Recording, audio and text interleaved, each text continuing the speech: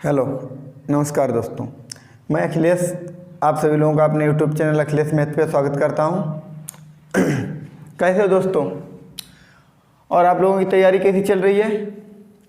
जैसा कि आप सभी लोग जानते हैं, जो हमारा टॉपिक था वो कंपाउंड इंटरेस्ट चल रहा था। सीआई में हमने बहुत ही बेहतरीन क्वेश्चन किए जो आप लोगों को बहुत ही पसंद आए होंगे। और देखिए, ये क्वेश्चन नहीं थे, ये सब एक तरीके से कॉन्सेप्ट था। ये आप लोगों को समझाने का कॉन्सेप्ट था, ये क्वेश्चन कोई नहीं थे। ये समझिए कि इस तरीके से सवालों को किया जाता है, एक मेथड था। अगर इन सवालों को कर लेते हो तो यकीन मानिए कंपाउंड इंटरेस्ट जो है उसमें कुछ नहीं बचेगा। ठीक है, आज जो टाइप बचे हैं वो भी कवर करते हैं और इनका आनंद लीजिए, अच्छे तरीके से करिए। ठीक है, ज़्यादा टाइम ना वेस्ट करते हुए सीधे सवालों पे चलते हैं। देखिए, जो हमारा कल चल रहा था एसआई और सीआई का डिफरेंट चल रहा था, अंतर। कंपाउंड इंटरेस्ट मतलब साधारण ब्याज और चक्रवृद्धि ब्याज का जो अंतर चल रहा था वही आज हम समझाएंगे, उसी पे क्वेश्चन करवाएंगे। उसके बारे में तो कल हमने समझा ही दिया था। देखिए क्या है सवाल, आपकी स्क्रीन पे देखिए सवाल। किसी धनराशि पर 3 वर्ष के चक्रवृद्धि ब्याज तथा साधारण ब्याज के बीच अंतर तथा 2 वर्ष के चक्रवृद्धि ब्याज तथा साधारण ब्याज का अंतर 29:9 है, तो ब्याज की दर ज्ञात कीजिए। देखिए अनुपात कितना दिया गया है, अनुपात दिया गया है 29:9 दिया गया है। 29:9 दिया गया। किसका किसका दिया गया है? 3 वर्ष का चक्रवृद्धि ब्याज और साधारण ब्याज का अंतर और 2 वर्ष का चक्रवृद्धि ब्याज और साधारण ब्याज का अंतर। देखिए, तो हम क्या लिख लेते हैं, सबसे पहले एक समय 0 है। पहले साल में क्या होता है, दोनों का अंतर 0 होता है। पहले साल में दोनों का अंतर कितना होता है? 0 होता है। पहले साल में होता है, नहीं होता है। दूसरे साल का देखिए अंतर तो दूसरे साल आता है। दूसरे साल का अंतर कितना दिया गया है? 9। मतलब दूसरे साल कितना अंतर है? 9 है। ठीक है, अब तीसरे साल की बात समझिए। तीसरे साल अंतर कितना है? 3 साल का अंतर कितना है? 29। तो तीसरे साल अंतर रहा कितना होगा?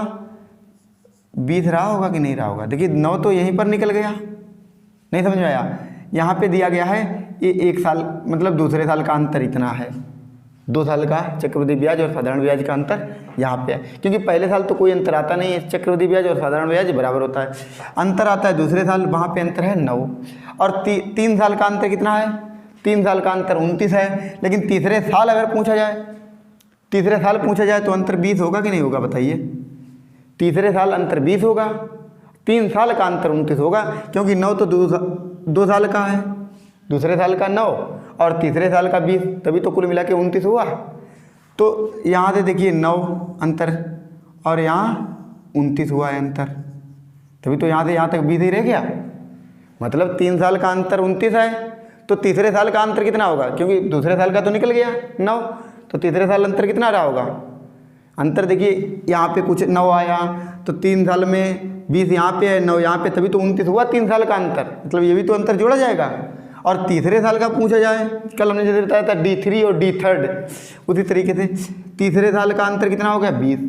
अब देखिए दर ज्ञात करनी है। क्या ज्ञात करनी है? दर ज्ञात करनी है। तो दर कैसे ज्ञात करेंगे? हमने क्या किया, इसमें कितने हैं? 9 हैं। एक तो यही वाले 9 और एक 9 और एक 2, तभी तो 9 9 2 आया नहीं आया? तो यहाँ पे देखिए दर पूछी गई है कितना? 9 से 2 हुआ है, 9 से 2 हुआ है, तो दर कितनी हो जाएगी? 2 बड़ा है कितने पे?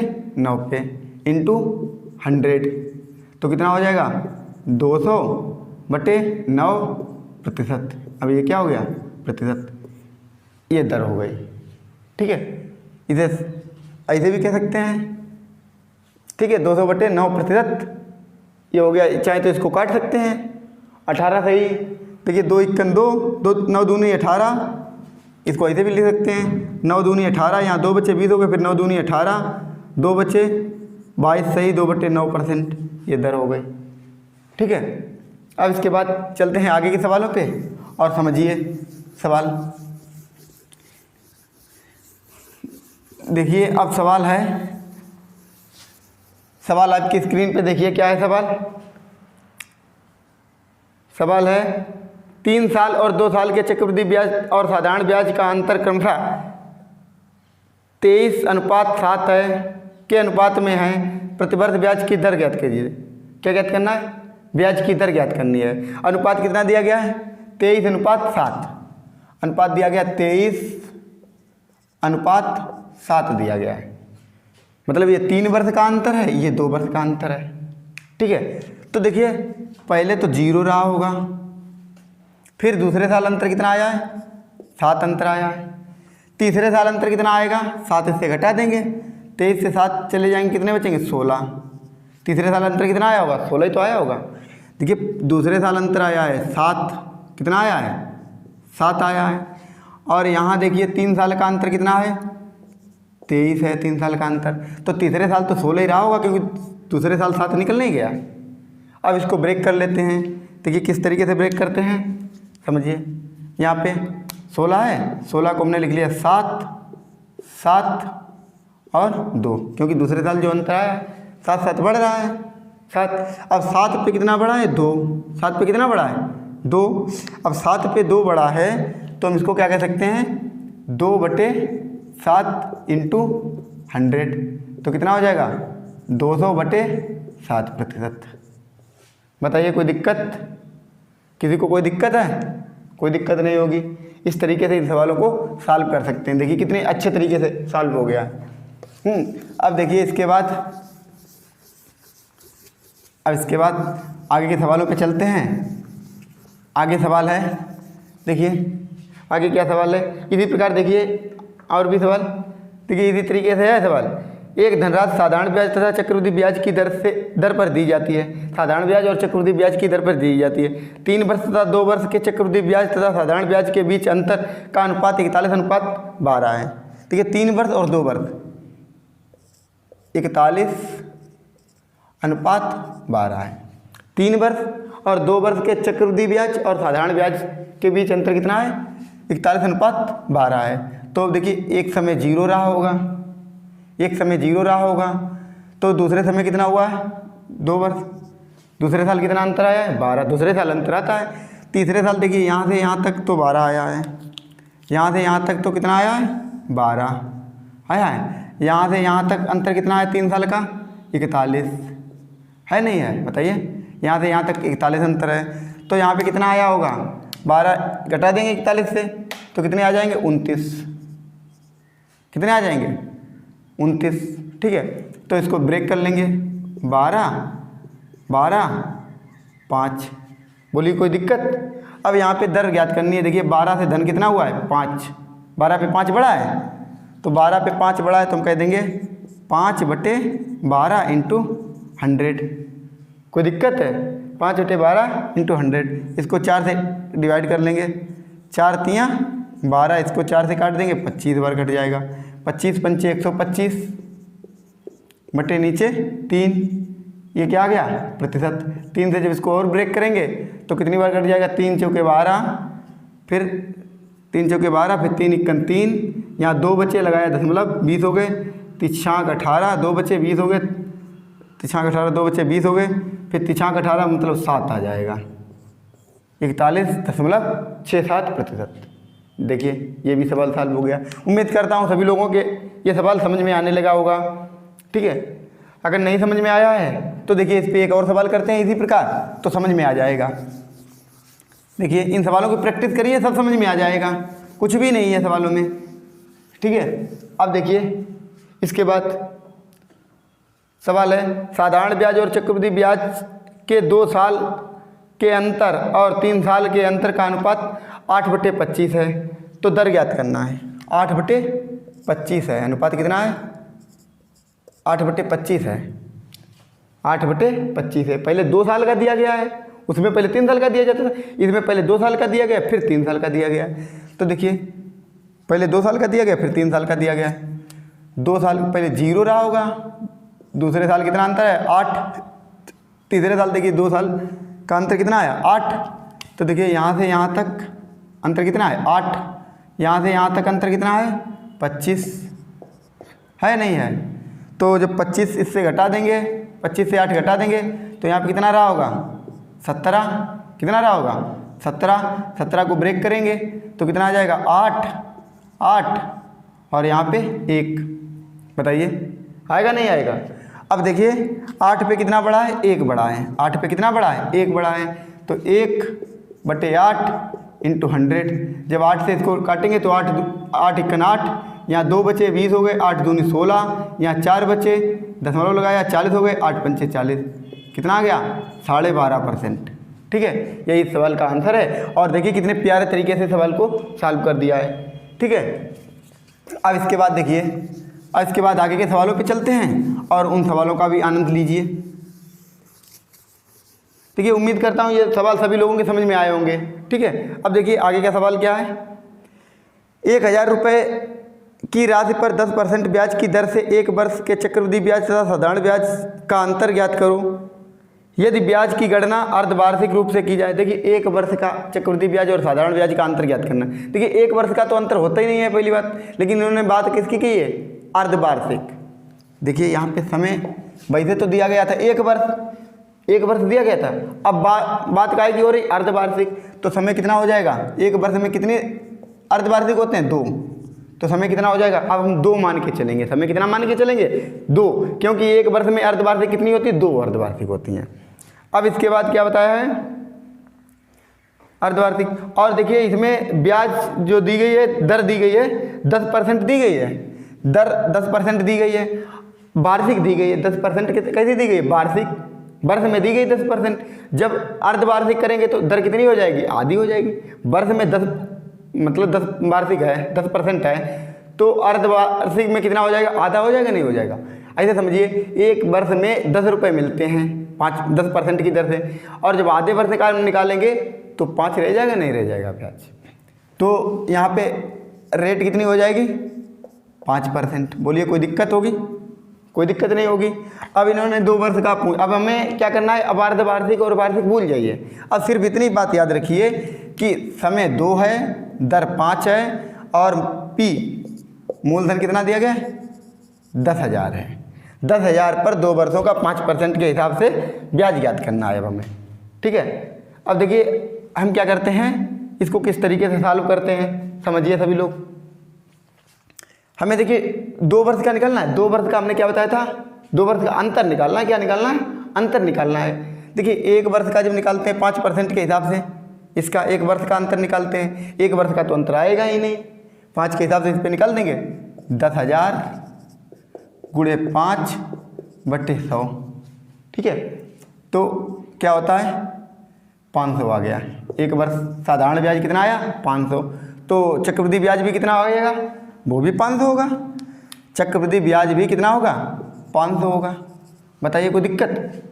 ये तो साधारण ब्याज 500, तो चक्रवृद्धि ब्याज भी 500 आया होगा। साधारण ब्याज दूसरे वर्ष भी 500 आएगा, लेकिन चक्रवृद्धि ब्याज में क्या आएगा 500 तो आएगा प्लस इस 500 पे 5% के हिसाब से और आएगा, तो 500 पर 5% के हिसाब से और हम निकालेंगे, 500 पर 5% के हिसाब से निकालेंगे तो 2 जीरो से 2 जीरो 25, तो यहाँ पे कितना और आ जाएगा 25 और आ जाएगा। यही अंतर हो गया, यही अंतर हो जाएगा, क्योंकि ये 500 तो 500 हो ही गया है, 25 का अंतर आएगा क्योंकि यहाँ पे 25 ज़्यादा आएगा।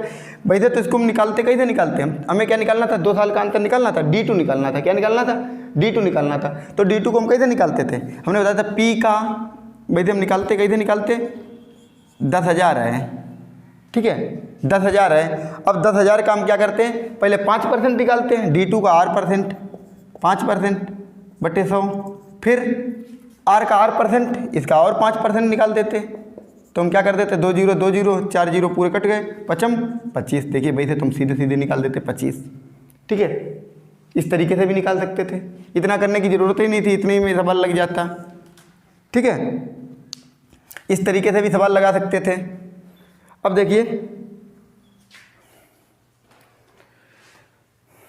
देखिए,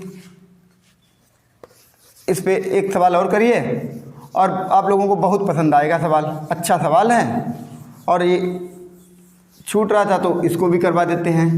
देखिए सवाल क्या है, सवाल देखिए, सवाल आपकी स्क्रीन पे 1/4 वर्ष के लिए 1200 रुपये की राशि पर साधारण ब्याज 12% प्रतिवर्ष की दर से और चक्रवृद्धि ब्याज के बीच अंतर क्या है जब ब्याज 5 मासिक है। ब्याज जबकि कैसे है 5 मासिक है। समय कितना दिया गया है, समय दिया गया है 1/1/4 वर्ष, 1/1/4 वर्ष। लेकिन इन्होंने बात कितने की कही है 5 मासिक। तो इसको हम कैसे लिख सकते हैं 1 × 4 = 5, इसको कह सकते हैं। या हम ऐसे कह सकते हैं 1 तो वर्ष है ही, 1/4 वर्ष और है। 1/4 वर्ष का मतलब क्या हो जाएगा, 1 वर्ष में 4 का भाग दे दीजिए, 4 × 12 मतलब 3 महीने और। तो कुल मिला के यहाँ पे कितना हो जाएगा, यहाँ पे 15 महीने हो जाएगा नहीं हो जाएगा बताइए। यहाँ पे कुल मिला के 15 महीने हो जाएगा, 15 माह हो जाएगा। अब इन्होंने बात कही है 5 मासिक की बात कही है, 5 महीने की। इन्होंने क्या बताया, जब ब्याज 5 मासिक हो, वार्षिक नहीं, 5 मासिक ना अर्ध वार्षिक, 5 मासिक। तो 5 मासिक का मतलब 15 महीना में 5 का भाग देंगे तो कितना आ जाएगा 3। अब समय को हम कितना मान के चलेंगे, समय को 3 मान के चलेंगे। ये हमारा क्या हो गया, यन हो गया। यन कितना हो गया 3 हो गया। अब हमें कोई मतलब नहीं।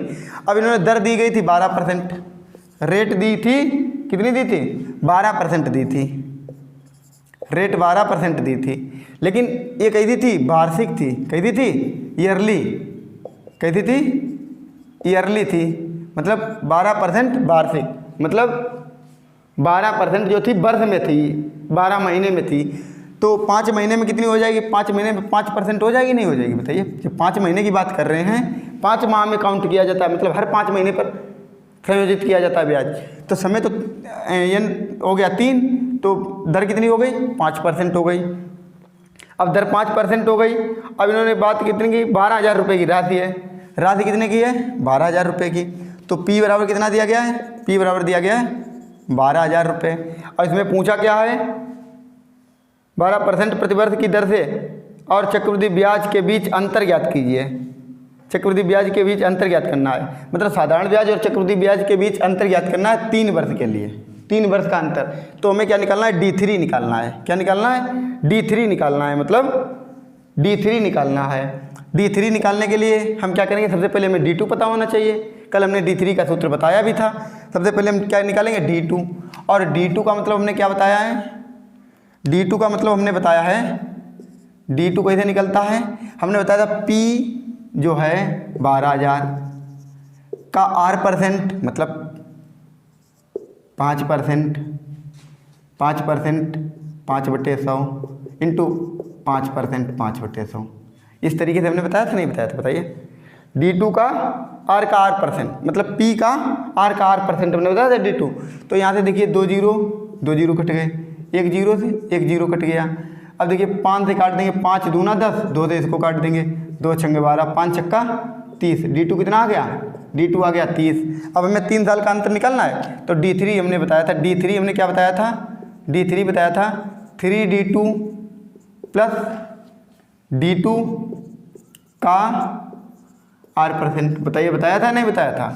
तो 3D2, D2 कितना है 30 है, तो 3 का जब गुणा करेंगे तो यहाँ पे कितना आ जाएगा 90 आ जाएगा बताइए। प्लस D2 30 है का R%, D2 का R% देखिए R कितना है 5 है, इसका 5% निकाल दीजिए, 5/100। 1 जीरो से 1 जीरो कट गया, 5 से इसको काट देंगे, 5 दूनी 10, 2 से जब इसमें 3 में भाग लगाएंगे तो कितना आ जाएगा 1.5। तो 90 प्लस 1.5, 90 प्लस 1.5, तो 90 × 1 91.5 कितना आ जाएगा 91.5। यही 3 साल का अंतर हो गया। इस तरीके से सवाल को कर सकते हैं। ठीक है, आप लोगों को बहुत ही पसंद आया होगा। आज के लिए इतना ही, फिर मिलते हैं नेक्स्ट एपिसोड में। तब तक के लिए बाय बाय, टेक केयर, धन्यवाद।